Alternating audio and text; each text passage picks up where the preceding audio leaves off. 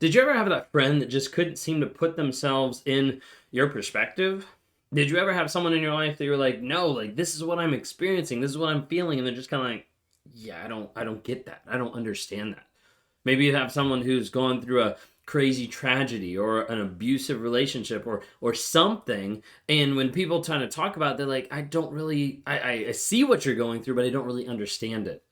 Well, when we talk about narcissists, we can kind of take that and ramp that up to a whole nother level because narcissists really struggle and oftentimes have the inability to put themselves in your shoes, to be able to see stuff from your perspective. And a lot of times it produces a lot of conflict in the relationship because you're saying and you're trying to communicate, and they're just like, yeah, don't get it. And oftentimes we see that in the aspect of empathy.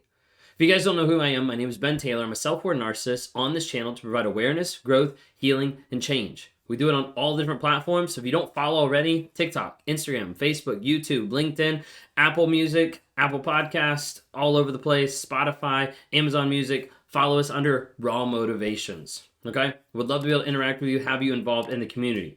Speaking of, we've been making some upgrades and some additions to our community inside the NARC app. We've got some amazing people lined up to be able to come to our monthly group coaching calls where we bring in psychologists, coaches, people from all across the globe to be able to help impact you inside the NARC app. If you haven't had a chance to be able to check it out, go to narcapp.com, NARCAPP, narcapp.com. It stands for Narcissistic Abuse Recovery Community. Community of like-minded people to be able to help you heal, grow, and change. You can interact with the members on there. You can ask advice in columns. You can message people privately to be like, hey, I need help with this. You seem to relate. All those different things can happen inside the app. Plus courses, tracking your no contact, journaling, weekly lives, a lot of different things are going on and more upgrades to come. So anyways, check that out, narcapp.com. If you want to talk to me one-on-one, would love to be able to help kind of coach you through the aspect of breaking free from a trauma bond. That aspect of like, I know in my mind that this person's toxic, but I still want to be with them. I still want to interact with them. I still want to love them, see them, hold them, kiss them. All that kind of stuff that like feels like crazy making. A lot of times I work with people to try to help them get clarity out of that confusion. Anyway, so as we dive in today, the idea is narcissists can't put themselves in your shoes. They can't see your perspective. You know, even when you're here, you know, and you're watching this video, like I can't see what you see. Like I don't connect the same way to everybody else out there that you connect. Maybe you are high on the level of being empathetic, or maybe you're high on the level of being sensitive. Like there's different aspects that you're going to resonate and connect and touch base with people on a whole nother level that I don't.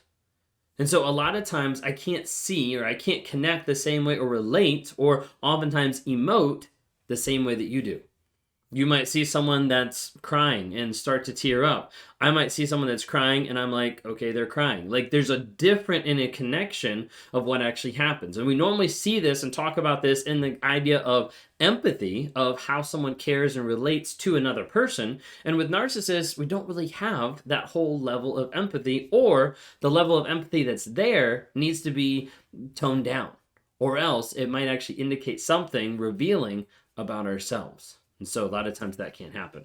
Okay, so as a narcissist, seeing another person's perspective is extremely hard, is extremely difficult, especially when we bring in emotions and feelings and all those ucky, vulnerable stuff. Okay, and a lot of times the narcissist can't really understand and can't really see it. So like an idea, like let's say you're walking in the house and you accidentally turn a corner and you stub your toe. Okay, for you, you might be like, oh my gosh, like this is like really hard, really frustrating, like this hurts. The narcissist is like, okay, like I don't really relate, I don't really care, I don't really, like it doesn't affect me, like it doesn't really matter. You see, the thing that's different there is a lot of times the narcissist, if they haven't stubbed their toe, if they haven't gone through that experience, then it doesn't really connect. I'm like, okay, that sucks, you stubbed your toe, like get over it. Like that's the thought process. Okay, when you're upset about stubbing your toe and the narcissist is around, what's really happening there is like, wait a second, how you're responding, how you're acting, how you're getting upset about you stubbing your toe, that's being an inconvenience to my life. That's being an inconvenience to what I want to do, or you're being too loud so I can't hear on the phone or play my game or whatever it might be.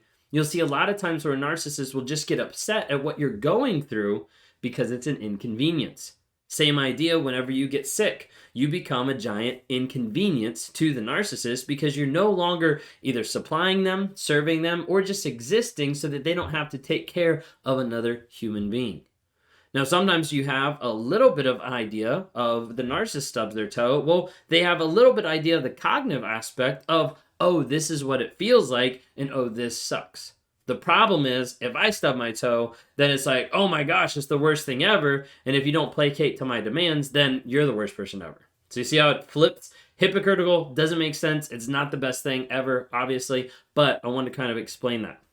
Okay, so when you get hurt, there's an aspect that, like, when you get hurt in a certain way that the narcissist doesn't feel the same way. A lot of times people are like, I just want the narcissist to know my pain. I just want them to understand, or to understand what I'm going through. And the thing is, they're not going to, because they don't feel the same way as you. They have feelings, but they don't feel the same as you. So, like, for instance, a lot of my perspective of life growing up in general and life now is a huge aspect of being closed off, of not being able to show those emotions, not being able to engage with vulnerability. Those things seem to be out there, of like, that is a scary thing to be able to bring into my life. Now, sometimes it's scary for everybody in general, but for a narcissist, it's even more so of like, I have to be able to hide those emotions. I have to be able to hide those feelings because I can't appear weak, or I can't appear vulnerable, or I can't appear like I'm actually being transparent about something that I'm feeling or thinking that might not be acceptable or might not be good for me to be able to communicate or explain. So, like, let's give it like another idea of like when you're sad or when you cry. I've done a couple like short videos on this, and I haven't done a long one in a while. But like when you're sad or when you cry, one of the first things that happens is oftentimes the narcissist looks at you, you're crying and you're sad, and they're like, how are you trying to manipulate me right now? Because a lot of times when the narcissist is sad or when they're crying, it's used as a form of manipulation. It's used as something to get what they want. Let me do this to produce a result that I'm going to get from this person. So a lot of times the narcissist looks at you when you're sad and crying and they're like, I think you're trying to manipulate me. I'm not going to fall for it. Okay? Other times the narcissists don't know what to do with your emotions. Literally, like, it's just like, I don't know what to do. So you just pass it off. Or like, I don't know what to do, so I'm going to leave. Like, you're crying, I'm just like, okay, let's just get out of here. Because it's a lot easier to avoid those experiences than it is to actually deal with them and open up the aspect of emotions and vulnerability. Remember, those are some of the things we're running away from. The other thing is a lot of times a narcissist won't acknowledge your emotions. Not that they can't. A lot of times a narcissist won't acknowledge your emotions because that will mean their ego will have to die. A huge part about a narcissist having empathy and actually acknowledging the emotions that you have in your life means that my ego has to say, hey, the reason why you're crying is actually because of me, because I did something wrong. Therefore, I am wrong. Therefore, I am bad. And that doesn't match up with the mask that I have, so I have to run away from that. Hopefully that makes sense, okay? The narcissists struggle a lot of times when you feel sad or when you cry because they think you're manipulating, they don't know what to do with the emotions, and they can't acknowledge your emotions without admitting that they did something wrong and their ego dying. You see, a lot of times when we're talking through some of this, especially when we talk about emotions, feelings, seeing stuff from your perspective, it is helpful to kind of touch on the idea that narcissists see a lot of the world in black and white thinking. That something is all good or all bad.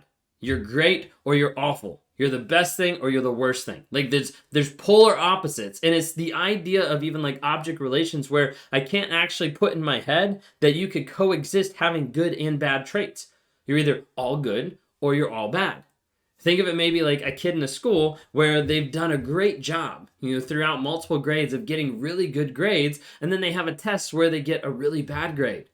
And the narcissist looks at him and he's like, I can't believe it. You're such a ridiculous student. Like, you're not even trying. Like, all this kind of stuff. Like, they come and they yell at the kid because the kid got a bad grade, when at the end of the day, they've been doing really good. But in that moment, that bad thing switched everything to being like, none of that good stuff matters. You're just all bad now because you're not producing what you're supposed to produce. A lot of times the narcissist will see that, and that switch will flip of the kid being in a school, or like, let's say if you disrespect the narcissist, if you talk about your relationship with other people, like, I can't believe you disrespected me. Like, you show something to someone else that puts them in a bad light. Like, you made me look bad. Like, I can't believe you disrespect me like that. Or maybe it's the idea of you confess something down the road of like, I actually did something wrong a while back. Oh my gosh, I can't believe you just did that. So they switch in their mindset of now you're all bad. You see, they're not going to have a perspective of what you're going through to be able to see that things aren't all bad or all good. They're typically going to look at it just through their own mindset, which is a skewed mindset, and not really be able to see stuff from your perspective. Hopefully that helps, because I know it feels like crazy making a lot of time as you're going through it of being like, why can't you just understand me? Why can't you just feel what I'm feeling or experience what I'm experiencing? And a lot of times they're not going to feel and experience stuff the same way. And especially being unaware, they're not willing to actually engage with that stuff to learn how you're actually feeling and what's actually going on. So just remember, you're not crazy, you're not alone, you're not hopeless. Reach out for help.